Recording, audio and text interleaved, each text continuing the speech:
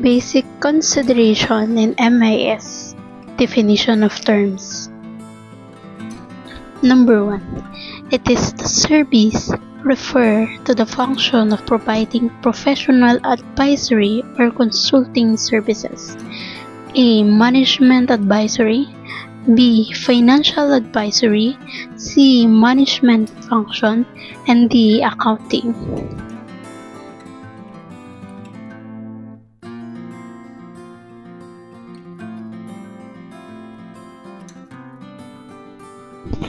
The correct answer is A. Management advisory.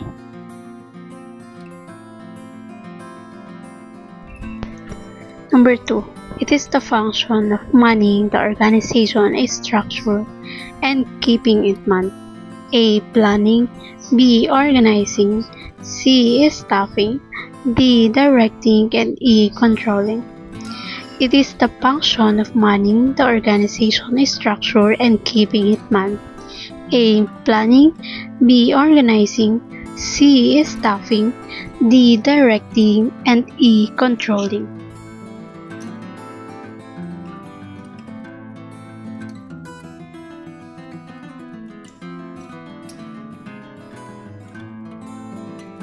Correct answer is C. Staffing.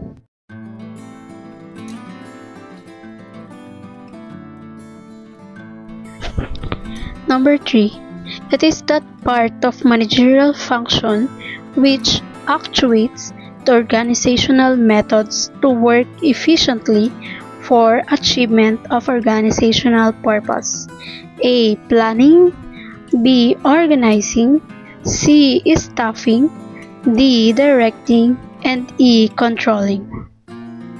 It is that part of managerial function which actuates the organizational methods to work efficiently for achievement of organizational purpose. A. Planning. B. Organizing. C. Staffing. D. Directing. And E. Controlling. The correct answer is D. Directing.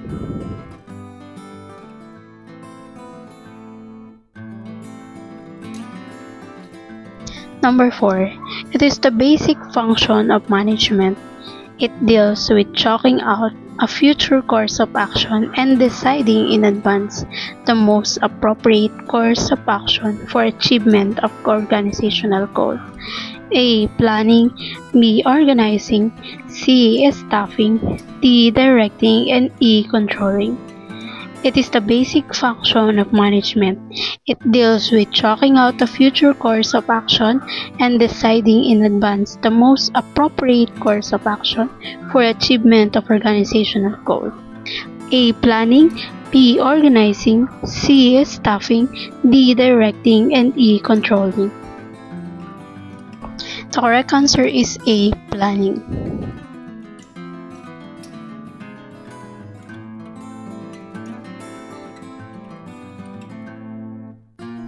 Number 5. It is the process of bringing together physical, financial, and human resources and developing productive relationships amongst them for achievement of organizational goals. A. Planning. B. Organizing. C. Staffing. D. Directing. And E. Controlling. It is the process of bringing together physical, financial, and human resources and developing productive relationships amongst them for achievement of organizational goals. A. Planning. B. Organizing. C. Staffing. D. Directing. And E. Controlling.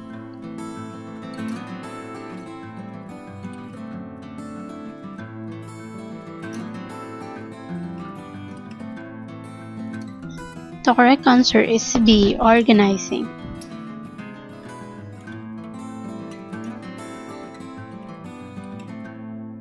Number 6. Implies measurement of accomplishment against the standards and correction of deviation, if any, to ensure achievement of organizational goals.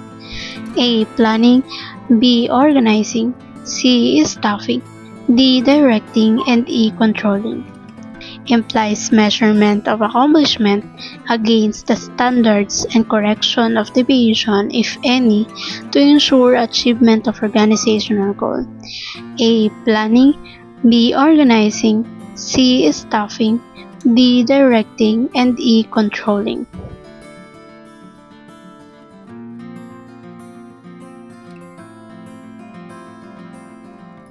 The correct answer is E. Controlling.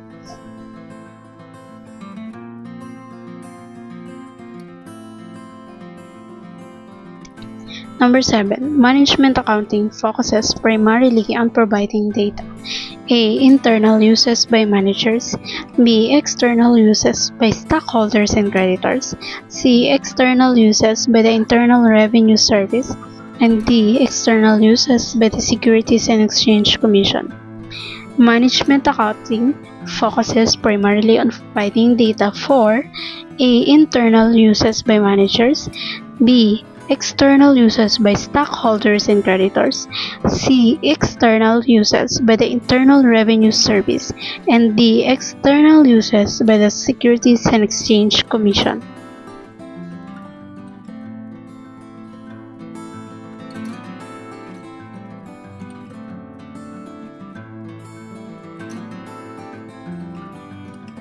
The correct answer is A. Internal uses by managers.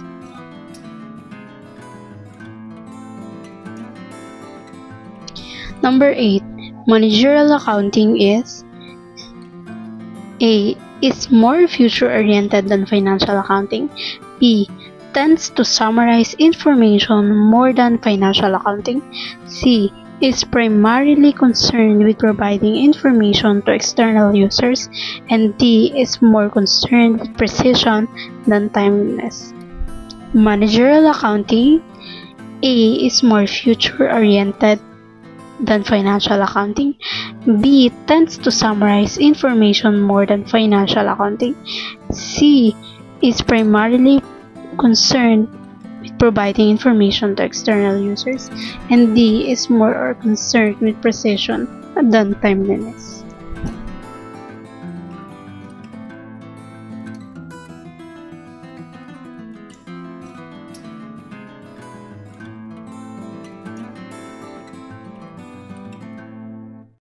The correct answer is A. Is more future-oriented than financial accounting.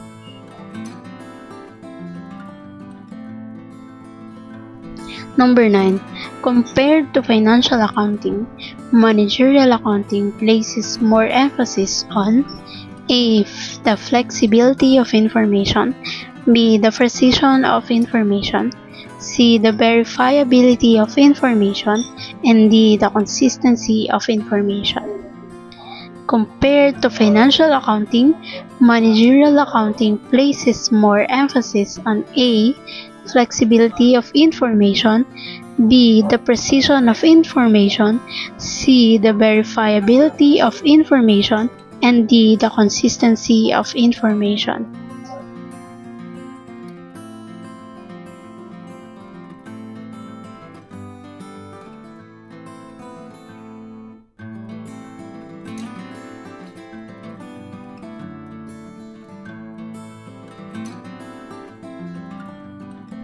The correct answer is A. The flexibility of information. Number 10. Management accounting. A. Is governed by GAAP. B. Draws from disciplines other than accounting. C. Is geared primarily to the past rather than the future. And D. Places more emphasis on precisions of data compared with financial accounting that does not. Number 10. Management accounting is A. Is governed by GAAP. B. Draws from disciplines other than accounting. C. Is geared primarily to the past rather than the future. And D. Places more emphasis on precisions of data compared with financial accounting that does not.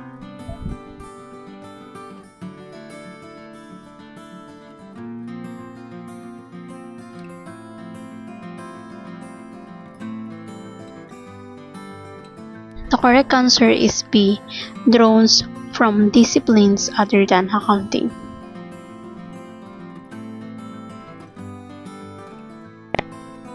Number 11. The following characteristics refer to financial accounting except A. Provides information to external users. B. Emphasizes on objective data. C. Has no externally imposed standards. And D. Generate general purpose financial statements. Number 11. The following characteristics refer to financial accounting except A. Provides information to external users. B. Emphasize on objective data. D. Has no externally imposed standards. And D. Generate general purpose financial statements.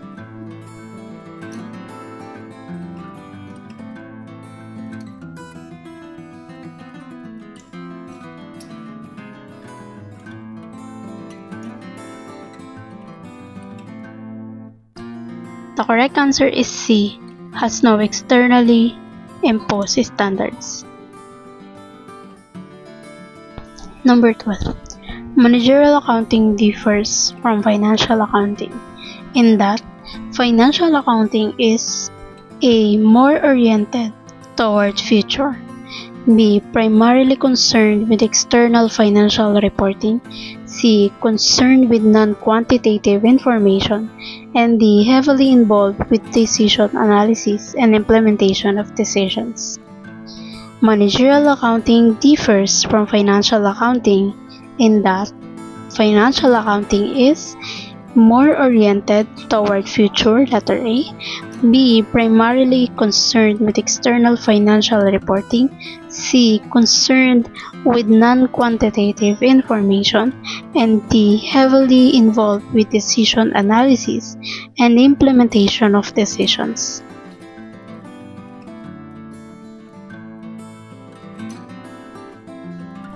The correct answer is B. Primarily concerned with external financial reporting. Number 13. These have the responsibility and authority for achieving the major goals of the corporation. A. Controller. B. Treasurer. C. Staff position. D. Line position. Number 13. These have the responsibility and authority for achieving the major goals of the corporation. A. Controller. B. Treasurer. C. Staff position. And D. Line position.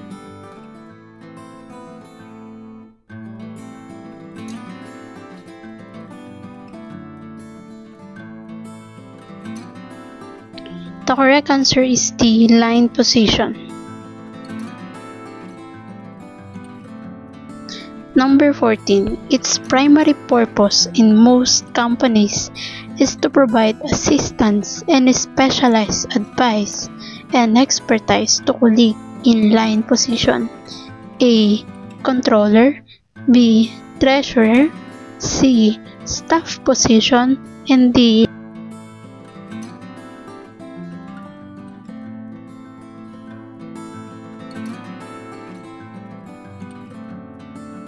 The correct answer is staff position, letter C.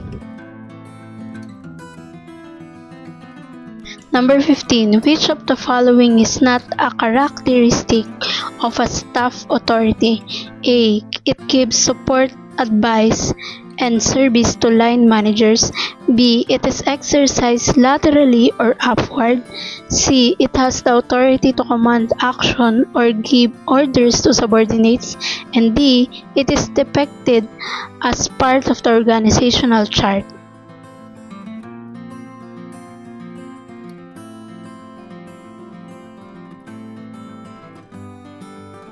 Correct answer is D. It is depicted as part of the organizational chart.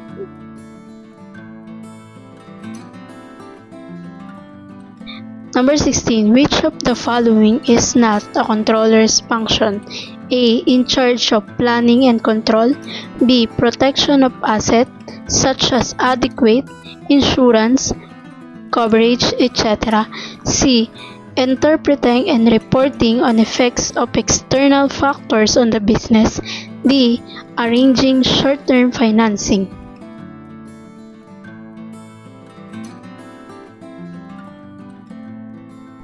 The correct answer is A. In charge of planning and control.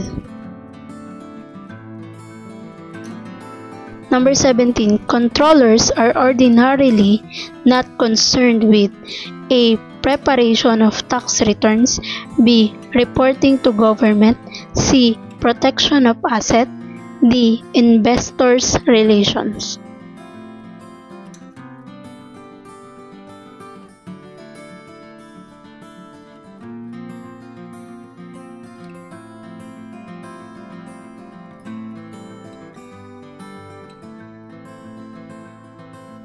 The correct answer is D. Investors' relations.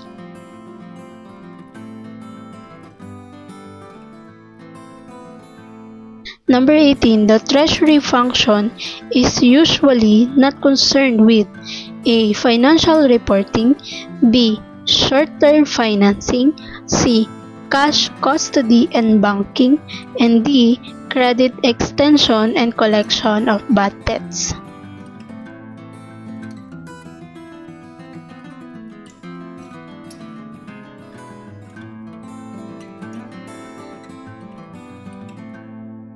The correct answer is A. Financial reporting.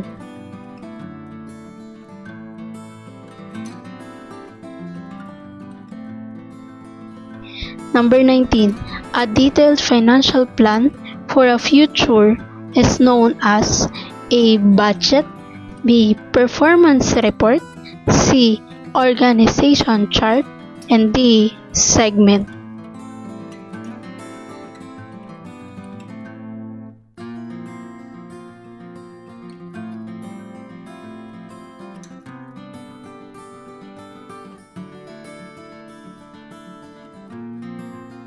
Number 20. The organizational group that advises or performs technical function of an enterprise is A. Line. B. Function. C. Team. D. Staff.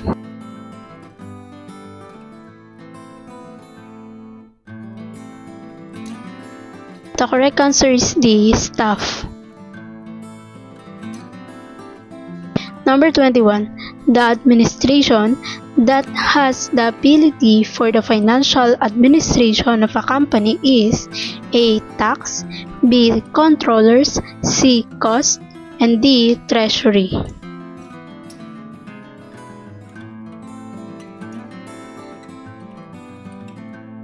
The correct answer is B. Controllers. Number 22. Which of the following is not a controller's function? A. In charge of planning and control. B. Protection of assets such as adequate insurance coverages, etc. C. Interpreting and reporting on effects of external factors on the business. D. Arranging short-term financing.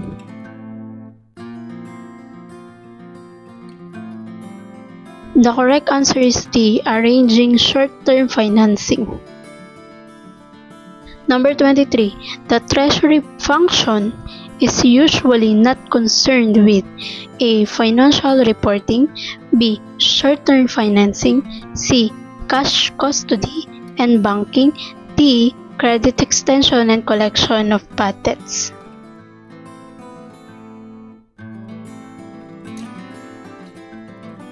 The correct answer is A. Financial reporting.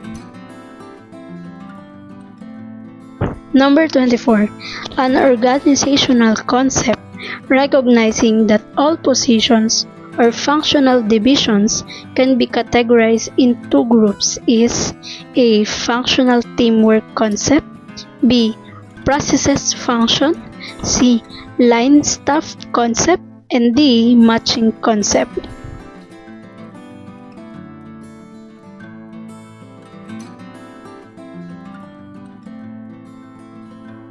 The correct answer is C. Line staff. concept.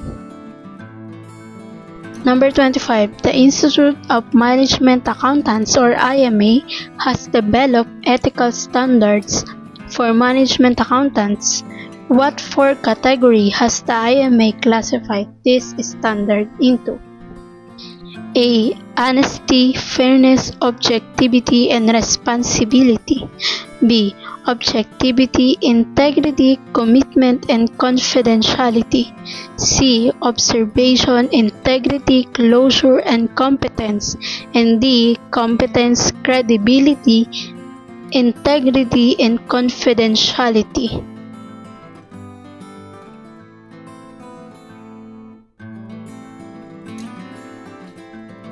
The correct answer is D. Competence, credibility, integrity, and confidentiality.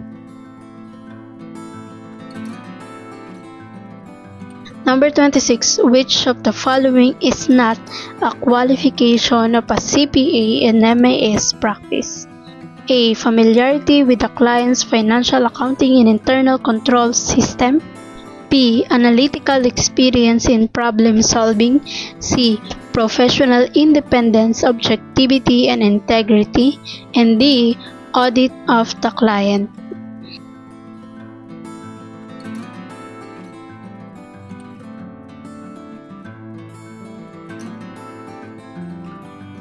The correct answer is D. Auditor of the client. Number 27. CPAs in MAS practice must observe the ethical requirement of the accountancy profession except A. Independence, B. Expression of opinion, C. Incompatible occupation, and D. Integrity and objectivity.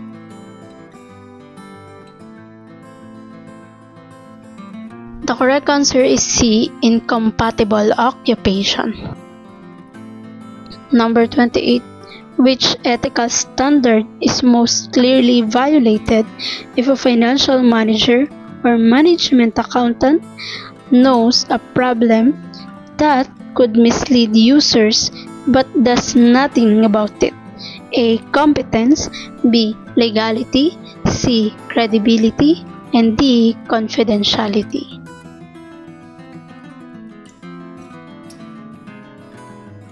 The correct answer is C. Credibility. Number 29. It is an information system that captures and stores the knowledge, the best practice of human, and then imitates human reasoning and decision-making process for those who have less proficiency. A. Management information system, B. Expert system, C. Decision support systems, and D. Office information systems.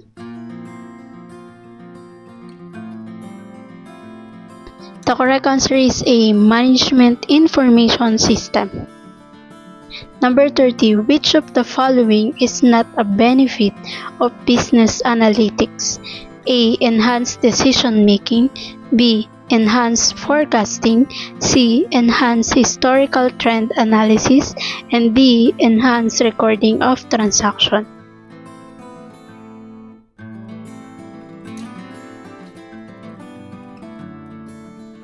The correct answer is C. Enhanced historical trend analysis. Number 31. These statistical models and forecast techniques used to understand the future and answer the what could happen. A. Descriptive analytics, B. Predictive analytics, C. Prescriptive analytics, and D. None of the above.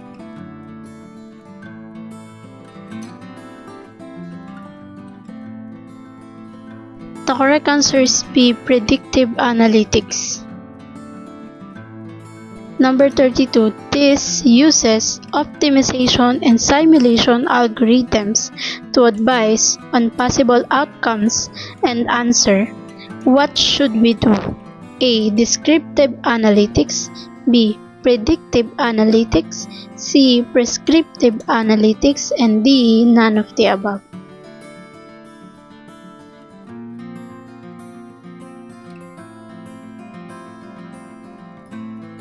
The correct answer is C. Prescriptive analytics. Number 33. The CEO wants to understand the impact of an advertising campaign by comparing the current sales from last year. A. Descriptive analytics. B. Predictive analytics. C. Prescriptive analytics. And D. None of the above.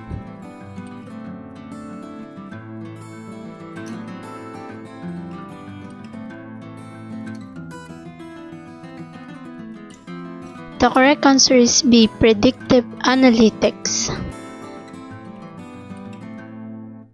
Number 34. In third quarter, the manager created a chart showing the possible movement of prices of their products on the fourth quarter. A. Descriptive analytics. B. Predictive analytics. C. Prescriptive analytics. And D. None of the above.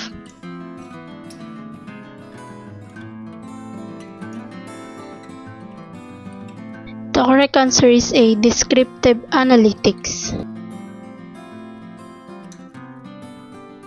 Number 35. The broker uses software to define the optimal mix of investments in a stock portfolio. A. Descriptive analytics. B. Predictive analytics. C. Prescriptive analytics. And D. None of the above.